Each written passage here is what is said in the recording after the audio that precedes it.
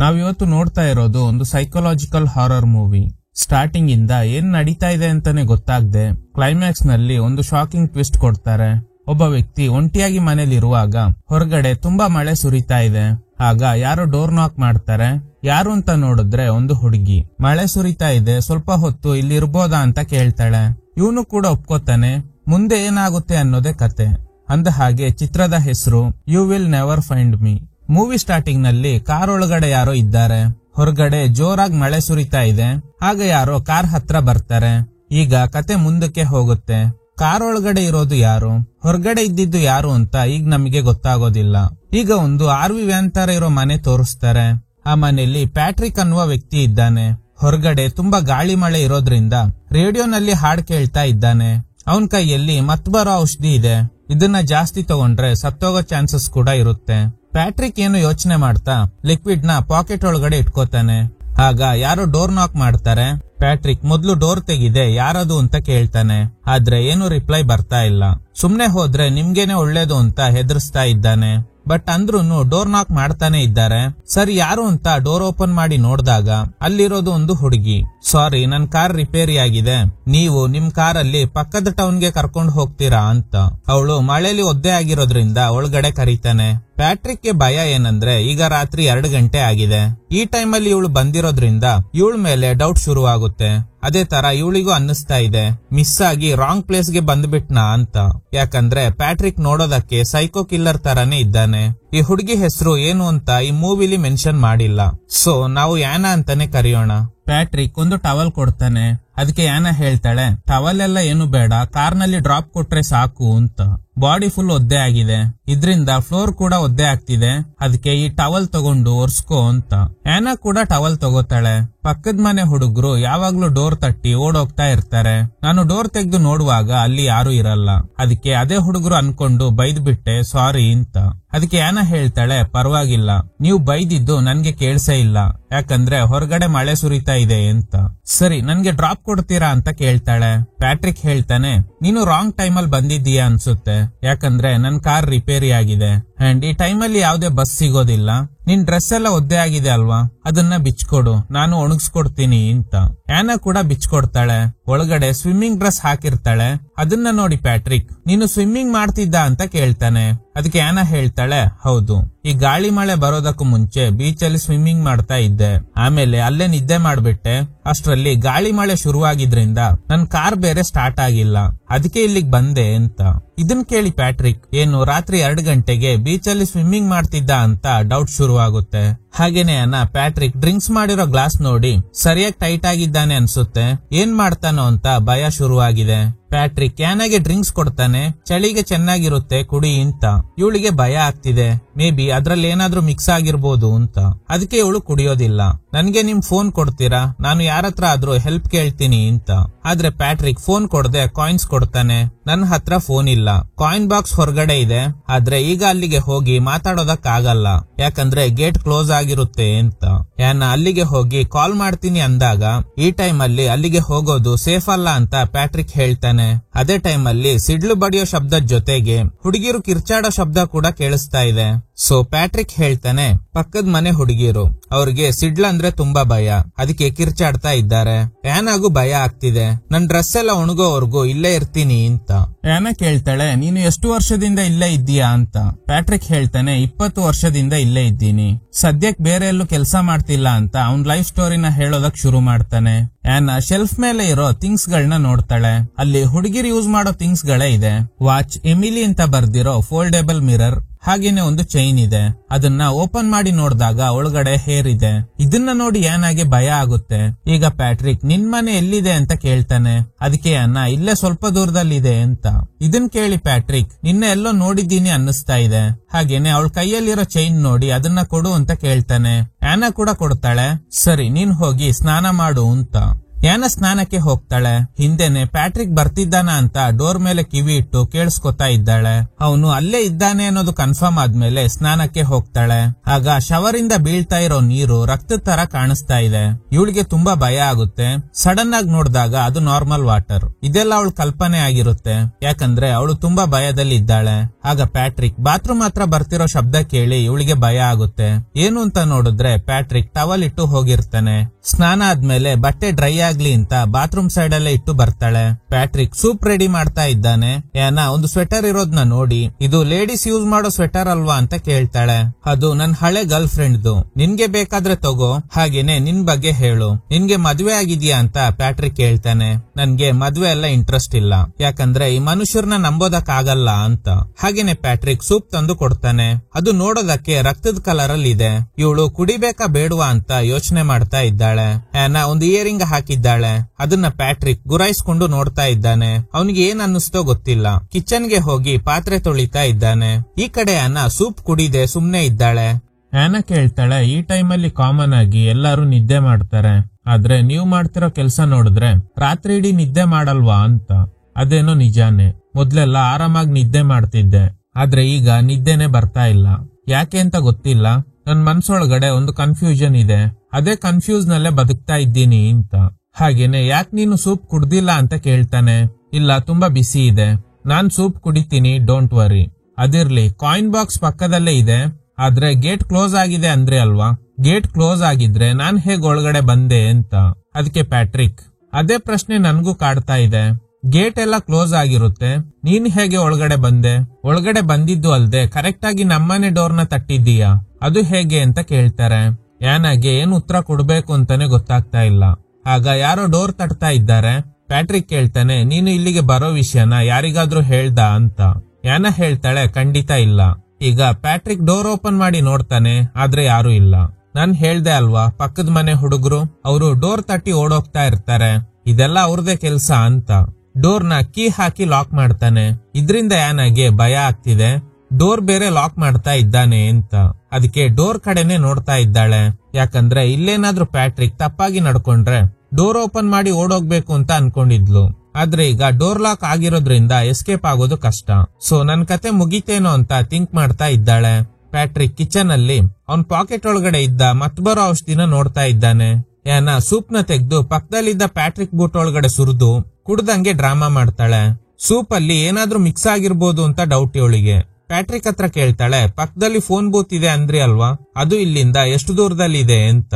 ಅದಕ್ಕೆ ಪ್ಯಾಟ್ರಿಕ್, ಪಕ್ಕದಲ್ಲೇ ಇದೆ, ಆದ್ರೆ ಈಗ ಇರೋ ವೆದರ್ ಕಂಡೀಷನ್ಗೆ ಅದು ದೂರನೇ. ಹೀಗೆ ಇಬ್ರು ಮಾತಾಡ್ತಾ ಇರುವಾಗ ಪವರ್ ಕಟ್ ಆಗುತ್ತೆ. ಮೇ ಬಿ ಗಾಳಿ ಮಳೆಗೆ ಮರ ಏನಾದ್ರೂ ಕರೆಂಟ್ ಕಂಬದ ಮೇಲೆ ಬಿದ್ದಿರ್ಬೋದು. ಹೊರಗಡೆ ಹೋಗಿ ಚೆಕ್ ಮಾಡೋಣ ಅಂದ್ರೆ ನೀನು ಬೂಟ್ ಒಳಗಡೆ ಸೂಪ್ ಸುರಿದ್ಬಿಟ್ಟೆ ಅಂತ. ಅದಕ್ಕೆ ಅನ್ನ, ಅಯ್ಯೋ ಸಾರಿ, ಏನೋ ಗೊತ್ತಿಲ್ದೆ ಹೀಗ್ ಮಾಡ್ಬಿಟ್ಟೆ ಅಂತ ಹೇಳ್ತಾಳೆ. ಪರವಾಗಿಲ್ಲ ಬಿಡು, ನಿನ್ಗೆ ಸೂಪಲ್ಲಿ ನಾನು ಏನಾದ್ರೂ ಮಿಕ್ಸ್ ಮಾಡಿದ್ದೀನಿ ಅಂತ ಅನ್ಸಿರ್ಬೋದು, ಆದ್ರೆ ನಾನು ಅದ್ರಲ್ಲಿ ಏನು ಮಿಕ್ಸ್ ಮಾಡೇ ಇಲ್ಲ. ಈಗ ಬೇಕಾದ್ರೂ ನೀನು ಹೊರಗಡೆ ಹೋಗ್ಬೋದು, ಡೋರ್ ಓಪನ್ ಆಗಿದೆ ಅಂತ. ಹಾಗೇನೆ ಮನೆ ಒಳಗಡೆ ಇರೋ ಪವರ್ ಲೈನ್ ನ ಚೆಕ್ ಮಾಡೋದಕ್ಕೆ ಏನಾಗೆ ಟಾರ್ಚ್ ಹಿಡಿಯೋದಕ್ಕೆ ಹೇಳ್ತಾನೆ.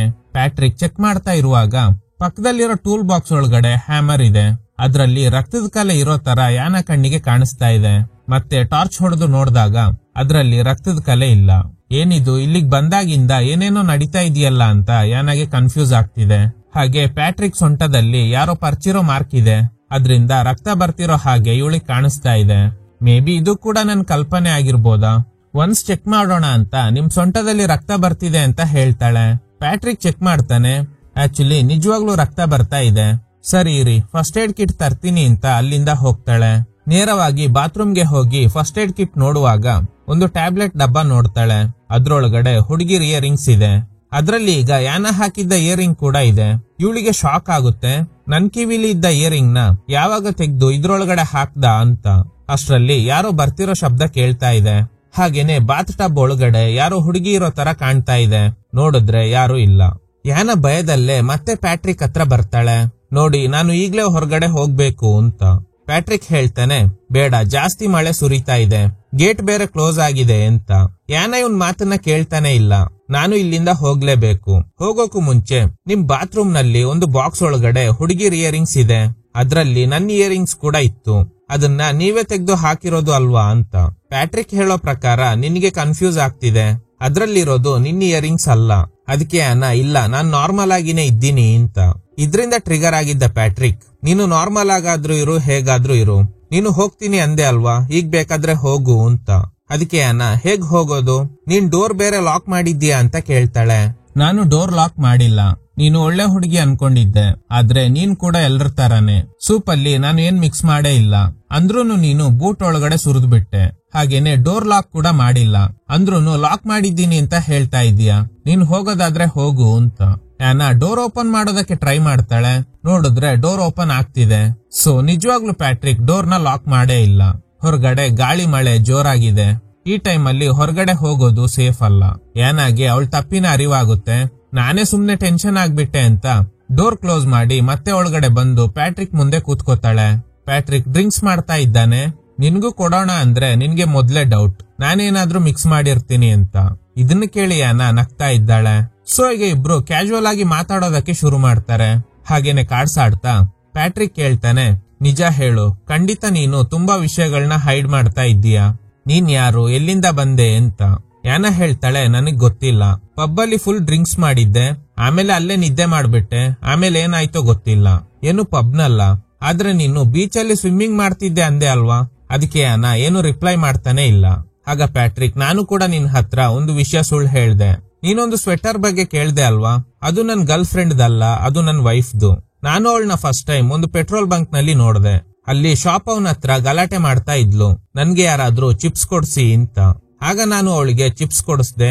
ಹಾಗೇನೆ ಇಬ್ಬರ ನಡುವೆ ಲವ್ ಆಗಿ ಮದ್ವೆ ಕೂಡ ಆದ್ವಿ ಅಂತ. ಹಾಗೇನೆ ಈ ಮನೆ ಒಳಗಡೆ ನನ್ ವೈಫ್ ನ ಬಿಟ್ರೆ ಬೇರೆ ಯಾವ ಹುಡುಗಿ ಕೂಡ ಬಂದೇ ಇಲ್ಲ. ಈಗ್ಲೇ ಫಸ್ಟ್ ಟೈಮ್ ನೀನ್ ಬಂದಿದ್ದೀಯಾ. ನೀನು ಪದೇ ಪದೇ ಹೋಗ್ತೀನಿ ಅಂದಾಗ ನಾನು ತಡೆದಿದ್ದು ಯಾಕಂದ್ರೆ ಇದನ್ನೆಲ್ಲ ಹೇಳ್ಕೊಳ್ಳೋದಕ್ಕೆ ನನ್ಗೆ ಒಬ್ರು ಬೇಕಿತ್ತು. ಆಗ ಆನಾ ಪ್ಯಾಟ್ರಿಕ್ ವೈಫ್ ಬಗ್ಗೆ ಕೇಳ್ತಾಳೆ.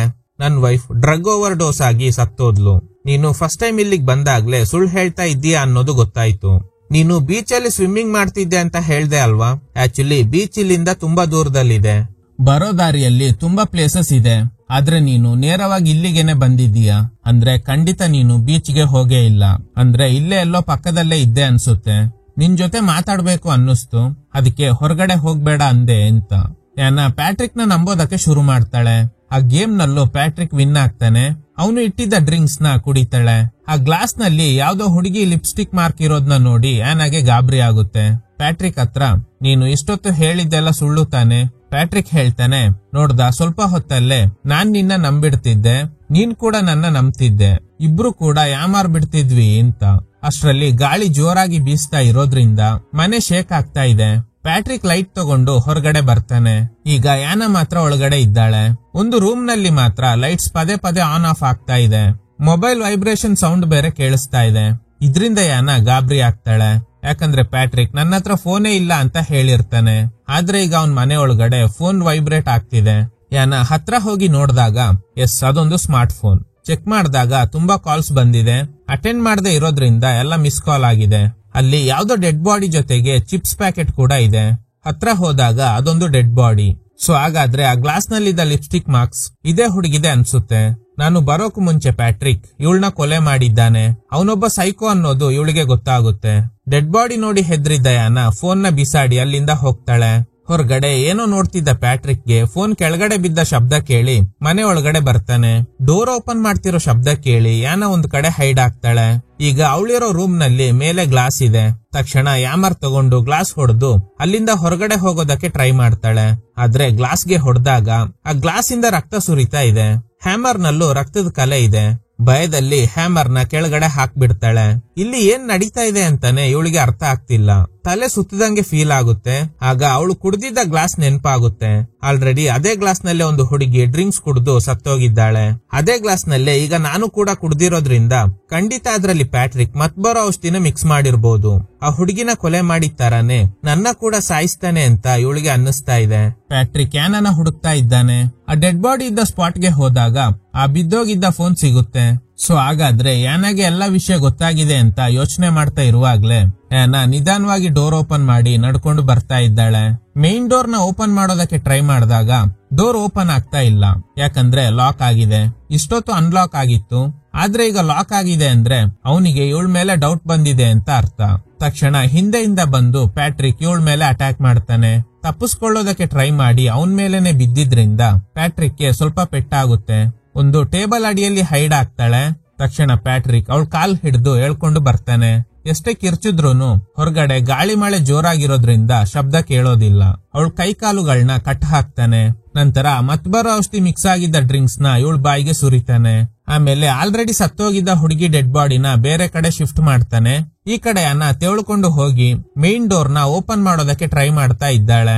ಅಷ್ಟರಲ್ಲಿ ಪ್ಯಾಟ್ರಿಕ್ ಯಾನನ ಎಳ್ಕೊಂಡು ಹೋಗಿ ಆಲ್ರೆಡಿ ಡೆಡ್ ಬಾಡಿ ಇದ್ದ ಬೆಡ್ ಮೇಲೆನೆ ಮಲಗಿಸ್ತಾನೆ. ಯಾನ ನೋಡಿದಾಗ ಆಲ್ರೆಡಿ ಇದ್ದ ಡೆಡ್ ಬಾಡಿ ಸೈಡ್ ಅಲ್ಲಿ ಇದೆ. ಯಾನ ಇದ್ದ ರೂಮ್ ಸ್ಕ್ರೀನ್ ನ ಕ್ಲೋಸ್ ಮಾಡ್ತಾನೆ. ಯಾನ ಕೈಕಾಲಿಗೆ ಕಟ್ಟಿದ್ದ ಟೇಪ್ ನ ರಿಮೂವ್ ಮಾಡೋದಕ್ಕೆ ಟ್ರೈ ಮಾಡ್ತಾ ಇದ್ದಾಳೆ. ಅಲ್ಲೊಂದು ವಿಂಡೋ ಇದೆ, ಅದನ್ನ ಓಪನ್ ಮಾಡಿ ಎಸ್ಕೇಪ್ ಆಗೋದಕ್ಕೆ ಟ್ರೈ ಮಾಡ್ತಾಳೆ. ಪ್ಯಾಟ್ರಿಕ್ ಮಾತಾಡ್ತಾ ಇದ್ದಾನೆ. ಸ್ಕ್ರೀನ್ ಕ್ಲೋಸ್ ಆಗಿರೋದ್ರಿಂದ ಯಾನ ಏನ್ ಮಾಡ್ತಿದ್ದಾಳೆ ಅನ್ನೋದೇ ಇವನಿಗೆ ಗೊತ್ತಾಗ್ತಾ ಇಲ್ಲ. ಪ್ಯಾಟ್ರಿಕ್ ಹೇಳ್ತಾನೆ, ನಿಮ್ಗೆಲ್ಲ ಏನಾಯ್ತು? ಇದೇ ಘಟನೆ ಪದೇ ಪದೇ ನಡೀತಾ ಇದೆ. ಇದೆಲ್ಲ ಒಂದು ಪ್ಯಾಟ್ರನ್ ತರಾನೇ ಇದೆ. ಈ ಹುಡುಗಿನ ನಾನು ಪೆಟ್ರೋಲ್ ಬಂಕ್ ಅಲ್ಲೇ ನೋಡ್ದೆ. ಇವಳೆ ನನ್ ಹತ್ರ ಬಂದು ಚಿಪ್ಸ್ ಬೇಕು ಅಂತ ಕೇಳಿದ್ಲು. ಹಾಗೇನೆ ಮಾತಾಡ್ತಾ ನನ್ ಜೊತೆ ಇಲ್ಲಿವರೆಗೂ ಬಂದ್ಲು. ನಾನು ಅವಳ ಜೊತೆ ಮಾತಾಡೇ ಇಲ್ಲ, ಅವಳೇ ನನ್ ಜೊತೆ ಮಾತಾಡಿದ್ಲು. ಇದೇ ವಿಷಯನ ಪ್ಯಾಟ್ರಿಕ್ ಅವನ್ ವೈಫ್ ನ ಫಸ್ಟ್ ಟೈಮ್ ನೋಡಿದ ವಿಷಯದ ಜೊತೆ ಮಿಕ್ಸ್ ಮಾಡಿ ಹೇಳಿರ್ತಾನೆ. ಆದ್ರೆ ನಿಜವಾಗ್ಲೂ ಈ ಹುಡುಗಿನ ನೋಡಿದ್ದ ಸಿನಾರಿಯೋನ ಚೇಂಜ್ ಮಾಡಿ ಹೇಳಿರ್ತಾನೆ. ಅದೇ ತರ ನೀನು 2 ಗಂಟೆ ರಾತ್ರಿಲಿ ನಮ್ಮನೆ ಡೋರ್ನ ತಟ್ಟಿದ್ದೀಯಾ, ಎಷ್ಟೋ ಮನೆ ಇತ್ತು ಅಲ್ಲಿಗೆಲ್ಲ ಹೋಗ್ದೆ ಇಲ್ಲಿಗೇನೆ ಬಂದಿದ್ದೀಯಾ ಅಂದ್ರೆ ಇದು ನನ್ ಡಿಸಿಷನ್ ಅಲ್ಲ, ಇದು ನಿನ್ ಡಿಸಿಷನ್. ನಡೀತಾ ಇರೋದಕ್ಕೆಲ್ಲ ಕಾರಣ ನೀವೇ ಅಂತ. ಈ ಕಡೆ ವಿಂಡೋ ಓಪನ್ ಮಾಡಿ ಎಸ್ಕೇಪ್ ಆಗೋದಕ್ಕೆ ಟ್ರೈ ಮಾಡ್ತಿದ್ದ ಯಾನ ಅನ್ಕಾನ್ಶಿಯಸ್ ಆಗಿ ಬಿದ್ದೋಗ್ತಾಳೆ. ಯಾಕಂದ್ರೆ ಪ್ಯಾಟ್ರಿಕ್ ಮತ್ಬರೋ ಔಷಧಿ ಮಿಕ್ಸ್ ಆಗಿದ್ದ ಡ್ರಿಂಕ್ಸ್ ನ ಕುಡ್ಸಿರ್ತಾನೆ ಅಲ್ವಾ, ಅದಕ್ಕೇನೆ ಯಾನ ಅನ್ಕಾನ್ಶಿಯಸ್ ಆಗ್ತಾಳೆ. ಅಷ್ಟ್ರಲ್ಲಿ ಸ್ಕ್ರೀನ್ ಓಪನ್ ಮಾಡ್ತಾನೆ. ನನ್ಗೆ ಏನ್ ಕುಡಿಸ್ದೆ ಅಂತ ಯಾನ ಕೇಳ್ದಾಗ ಆ ಹುಡುಗಿಗೆ ಏನ್ ಕುಡಿಸಿದ್ನೋ ಅದೇ ನಿನ್ಗೂ ಕುಡಿಸ್ದೆ ಅಂತ. ಯಾನ ಆ ಹುಡುಗಿನ ನೋಡಿದಾಗ ಇಷ್ಟೊತ್ತು ಮಾತಾಡ್ತಾ ಆ ಬಾಡಿನ ಪ್ಯಾಕ್ ಮಾಡಿರ್ತಾನೆ. ಯಾನಾಗೆ ಗಾಬರಿ ಆಗ್ತಿದೆ. ಕಿಚನ್ ಹತ್ರ ಎಳ್ಕೊಂಡ್ ಬಂದು ಯಾನ ಜೊತೆ ಮಾತಾಡ್ತಾನೆ. ನಿನ್ಗೆ ಏನ್ ಕುಡಿಸ್ದೆ ಅಂತ ಕೇಳ್ದೆ ಅಲ್ವಾ, ಅದ್ರ ಹೆಸರು GHP. ಕೇವಲ 0.3 ml ಬಾಡಿ ಸೇರಿದ್ರೆ ಸಾಕು, ತಲೆ ಸುತ್ತೋಕೆ ಶುರು ಆಗುತ್ತೆ ಅಂಡ್ ಬಾಯ್ ಬರಲ್ಲ. ನಿನ್ಗೆ 8 ml ಮಿಕ್ಸ್ ಮಾಡಿ ಕೊಟ್ಟಿದ್ದೀನಿ ಅಂತ. ಯಾನ ಕಿಚನ್ ನಲ್ಲಿದ್ದ ಚಾಕು ತೆಗೆದು ಪ್ಯಾಟ್ರಿಕ್ ಮೇಲೆ ಅಟ್ಯಾಕ್ ಮಾಡೋದಕ್ಕೆ ಟ್ರೈ ಮಾಡ್ತಾಳೆ. ಆದ್ರೆ ಪ್ಯಾಟ್ರಿಕ್ ತಡೆದು ಬಿಡ್ತಾನೆ. ಅಷ್ಟ್ರಲ್ಲಿ ಯಾನ ಪೂರ್ತಿಯಾಗಿ ಅನ್ಕಾನ್ಶಿಯಸ್ ಆಗ್ತಾಳೆ. ಈಗ ಪ್ಯಾಟ್ರಿಕ್ ಎಲ್ಲ ವಿಷಯ ಹೇಳ್ತಾನೆ. ನಾನೊಬ್ಬ ಸೈಕೋ ಕಿಲ್ಲರ್. ಫಸ್ಟ್ ಟೈಮ್ ನಾನು ಕೊಲೆ ಮಾಡಿದ್ದ ಹುಡುಗಿ ಇದೇ ತರನೇ ಆಗ್ಲೂ ಮಳೆ ಗಾಳಿ ಇತ್ತು. ಕಾರಲ್ಲಿ ಕೂತಿದ್ದೆ, ಅವಳೇ ನನ್ ಕಾರ್ ಹತ್ರ ಬಂದು ನನ್ ಜೊತೆ ಮಾತಾಡಿದ್ಲು. ಇದೇ ಸೀನ್ ಮೂವಿ ಸ್ಟಾರ್ಟಿಂಗ್ ನಲ್ಲಿ ತೋರ್ಸಿರ್ತಾರೆ. ಸೊ ಆ ಕಾರಲ್ಲಿ ಇದ್ದಿದ್ದು ಇದೇ ಪ್ಯಾಟ್ರಿಕ್, ಹೊರಗಡೆ ಇದ್ದಿದ್ದು ಪ್ಯಾಟ್ರಿಕ್ ಫಸ್ಟ್ ಟೈಮ್ ಕೊಲೆ ಮಾಡಿದ್ದ ಹುಡುಗಿ. ಅವಳು ಟೂರಿಸ್ಟ್ ಅನ್ಸುತ್ತೆ, ಆದ್ರೆ ಅವಳ ಮುಖ ನನ್ಗೆ ನೆನ್ಪಿಲ್ಲ. ಯಾವ್ದೇ ಹುಡುಗಿ ಫೇಸ್ ಕೂಡ ನನ್ಗೆ ನೆನ್ಪಿಲ್ಲ, ಆದ್ರೆ ಅವ್ರ ಬಾಡಿಲಿ ಇದ್ದ ಕೆಲವೊಂದು ಮಾರ್ಕ್ಸ್ ಮಾತ್ರ ನೆನ್ಪಿದೆ. ನಾನು ಫಸ್ಟ್ ಟೈಮ್ ಕೊಲೆ ಮಾಡಿದ್ದ ಹುಡುಗಿ ಬಾಡಿಲಿ ಹಾರ್ಟ್ ಬೀಟ್ಸ್ ತರ ಒಂದು ಟ್ಯಾಟೂ ಹಾಕಿದ್ಲು. ಸೊ ಅವಳನ್ನ ನಮ್ ಮನೆಗೆ ಕರ್ಕೊಂಡ್ ಬಂದು ಹ್ಯಾಮರ್ ಇಂದಾನೆ ಅವಳ ತಲೆಗೆ ಹೊಡೆದು ಸಾಯಿಸ್ಬಿಟ್ಟೆ. ಅವಳನ್ನ ಕೊಲೆ ಮಾಡಿದ್ಮೇಲೆ ಪೊಲೀಸ್ ನನ್ನ ಅರೆಸ್ಟ್ ಮಾಡ್ತಾರೆ ಅನ್ಕೊಂಡೆ, ಆದ್ರೆ ಪೊಲೀಸ್ ಬಂದೇ ಇಲ್ಲ. ಯಾಕಂದ್ರೆ ನಾನು ಕ್ಲೂನ ಬಿಟ್ಕೊಟ್ಟಿಲ್ಲ. ಆಮೇಲೆ ತುಂಬಾ ಹುಡುಗಿರ್ನ ಕೊಲೆ ಮಾಡಿದ್ದೀನಿ. ಈಗ ಅಷ್ಟೇ ಒಂದು ಹುಡುಗಿನ ಸಾಯಿಸಿ ಸುಮ್ನೆ ಕೂತ್ಕೊಂಡಿದ್ದೆ. ಆಗ್ಲೇ ನೀನ್ ಬಂದು ಡೋರ್ ನಾಕ್ ಮಾಡಿ ಇಲ್ಲಿ ಸಿಕ್ಕಾಕೊಂಡಿದ್ದೀಯಾ ಅಂತ. ಯಾನಾಗೆ ಓವರ್ ಡೋಸ್ ಆಗಿದ್ರಿಂದ ಸತ್ತೋಗ್ತಾಳೆ. ಪ್ಯಾಟ್ರಿಕ್ ಇವಳ ಬಾಡಿನ ಕೂಡ ಪ್ಯಾಕ್ ಮಾಡ್ತಾನೆ. ಈಗ್ಲೇ ಇವನಿಗೆ ಕೆಲವೊಂದು ವಿಷಯ ಸ್ಟ್ರೈಕ್ ಆಗುತ್ತೆ. ಫಸ್ಟ್ ಟೈಮ್ ಕೊಲೆ ಮಾಡಿದ್ದ ಹುಡುಗಿ ನೆನಪಾಗ್ತಾಳೆ. ಇವನಿಗೆ ತುಂಬಾ ಕನ್ಫ್ಯೂಸ್ ಆಗ್ತಿದೆ. ನೇರವಾಗಿ ಯಾನ ಡೆಡ್ ಬಾಡಿ ಹತ್ರ ಹೋಗಿ ಅವಳು ಸೊಂಟ ನೋಡ್ತಾನೆ. ಹಾಗೇನೆ ಫಸ್ಟ್ ಸೀನ್ ಅಲ್ಲಿ ತೋರ್ಸಿರ್ತಾರೆ ಅಲ್ವಾ, ಕಾರಲ್ಲಿ ಪ್ಯಾಟ್ರಿಕ್ ಇರ್ತಾನೆ, ಹೊರಗಡೆ ಒಂದು ಹುಡುಗಿ ಇರ್ತಾಳೆ. ಅದೇ ಹುಡುಗಿನ ಫಸ್ಟ್ ಟೈಮ್ ಕೊಲೆ ಮಾಡಿರ್ತಾನೆ. ಆ ಹುಡುಗಿ ಕಾರ್ ಹತ್ರ ಬರ್ತಾಳೆ. ಯಾರು ಅಂತ ನೋಡಿದ್ರೆ ಅದು ಯಾನ. ಈ ಕಡೆ ಪ್ಯಾಟ್ರಿಕ್ ಸತ್ತೋಗಿದ್ದ ಯಾನ ಸೊಂಟ ನೋಡಿದಾಗ ಹಾರ್ಟ್ ಬೀಟ್ಸ್ ತರ ಇರೋ ಟ್ಯಾಟೂ ಇದೆ. ಸೇಮ್ ಟ್ಯಾಟೂ ಇವನು ಫಸ್ಟ್ ಟೈಮ್ ಕೊಲೆ ಮಾಡಿದ್ದ ಹುಡುಗಿ ಬಾಡಿಲೂ ಇದ್ದಿರುತ್ತೆ. ಆದ್ರೆ ಆ ಹುಡುಗಿನ ಕೊಂದು ತುಂಬಾ ವರ್ಷ ಆಗಿದೆ. ಅದೇ ಹುಡುಗಿ ಮತ್ತೆ ಹೇಗೆ ಇಲ್ಲಿಗೆ ಬರೋದಕ್ಕೆ ಸಾಧ್ಯ? ಸೊ ಇವನಿಗೆ ತಲೆ ಕೆಡ್ತಾ ಇದೆ. ನೋಡಿದ್ರೆ ಯಾನ ತಲೆಯಿಂದ ರಕ್ತ ಸುರಿತಾ ಇದೆ. ಇವನ್ ಕೈಯಲ್ಲಿ ಹ್ಯಾಮರ್ ಇದೆ. ಪ್ಯಾಟ್ರಿಕ್ ಫಸ್ಟ್ ಕೊಲೆ ಹೀಗೇನೆ ಮಾಡಿರ್ತಾನೆ. ಆದ್ರೆ ಈಗ ಯಾನ ಸತ್ತಿದ್ದು ಡ್ರಗ್ ಓವರ್ ಡೋಸ್ ಇಂದ.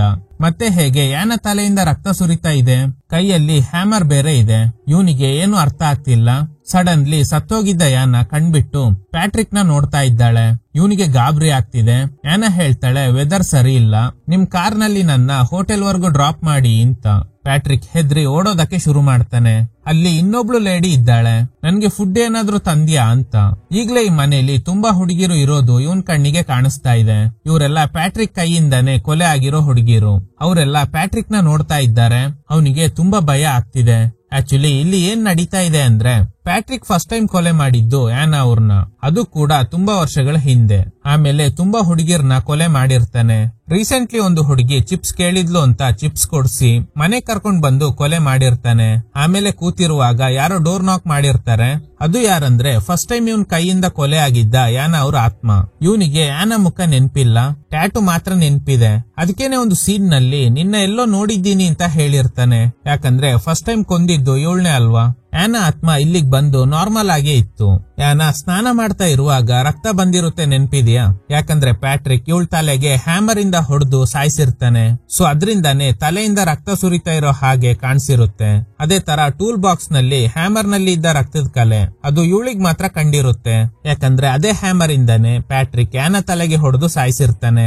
ಆಲ್ರೆಡಿ ಅವ್ನ್ ಕೈಯಲ್ಲಿ ಸಿಕ್ಕಾಕೊಂಡು ಸತ್ತೋಗಿದ್ದೀನಿ ಅನ್ನೋದು ಕೂಡ ಗೊತ್ತಿಲ್ದೆ ಎಗೇನ್ ಅವನ ಹತ್ರನೇ ಸಿಕ್ಕಾಕೊಂಡು ಸತ್ತೋಗಿ ಮತ್ತೆ ಆತ್ಮ ಆಗ್ ಬಂದು ಈಗ ಪ್ಯಾಟ್ರಿಕ್ಗೆ ಹೆದರ್ಸ್ತಾ ಇದ್ದಾಳೆ. ಸೊ ಈಗ ಇದೆಲ್ಲ ಪ್ಯಾಟ್ರಿಕ್ಗೆ ಅರ್ಥ ಆಗುತ್ತೆ. ಅವನ್ ಮನೇಲಿ ಅವನ್ ಕೈಯಿಂದ ಕೊಲೆ ಆಗಿದ್ದ ಹುಡುಗಿರ ಆತ್ಮಗಳೇ ಇದೆ. ಇವನ್ನ ಹೊರಗಡೆ ಹೋಗೋದಕ್ ಬಿಡ್ತಾ ಇಲ್ಲ. ಆನಾ ಆತ್ಮ ಡ್ರಿಂಕ್ಸ್ ನಲ್ಲಿ ಮತ್ಬರೋ ಔಷಧಿನ ಮಿಕ್ಸ್ ಮಾಡಿ ಇವನಿಗೆ ಕುಡಿಸುತ್ತೆ.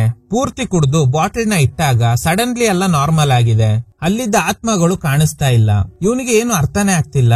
ಆಗ ಯಾರೋ ಡೋರ್ ನಾಕ್ ಮಾಡ್ತಾರೆ. ಓಪನ್ ಮಾಡಿ ನೋಡಿದ್ರೆ ಪಕ್ಕದ ಮನೆ ಹುಡುಗರು ಡೋರ್ ತಟ್ಟಿ ಓಡ್ ಹೋಗ್ತಾ ಇದ್ದಾರೆ.